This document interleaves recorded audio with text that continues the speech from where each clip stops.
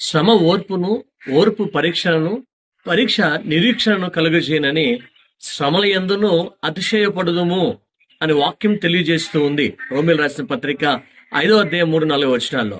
నిజముగా ఈ రోజు నువ్వు పడుతున్న శ్రమ నీకు ఒక అనుభవాన్ని నేర్పిస్తుంది. ఆ అనుభవం నిన్ను ఒక సహనము గుండా నడిపిస్తుంది. ఆ సహనం నీ జీవితంలో ఒక ఆశను కలిగిస్తుంది. ఆ ఆశే నీ విజయానికి సాధనంగా మారుతోంది.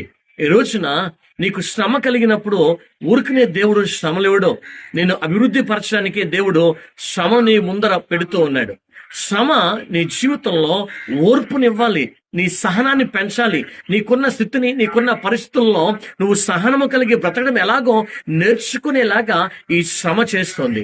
ఆ శ్రమ ఓర్పునిస్తే, ఓర్పు పరీక్షను అంటే అనుభవాన్ని నేర్పిస్తుంది. ఈ రోజున ప్రతి ఒక్క మనిషి తన దైనందిన జీవితంలో అద్భుతమైన ఈ లోకంలో బ్రతకడానికి, ఈ లోకంలో దేవుని కొరకు బ్రతకడానికి సరైన అనుభవాన్ని పొందుకున్న వ్యక్తిగా జీవించాలని వాక్యం సెలవిస్తుంది. ఈ అనుభవం ద్వారా ఒక ఆశ కలిగి ఉండాలి. ఆ ఆశ నిన్ను అత్యున్నతమైన స్థితికి పెంచాలి. అట్టి కృప దేవునిలో మాత్రమే ఉన్నది. ఆ కృపను మనం పొందుకుందుముగాక.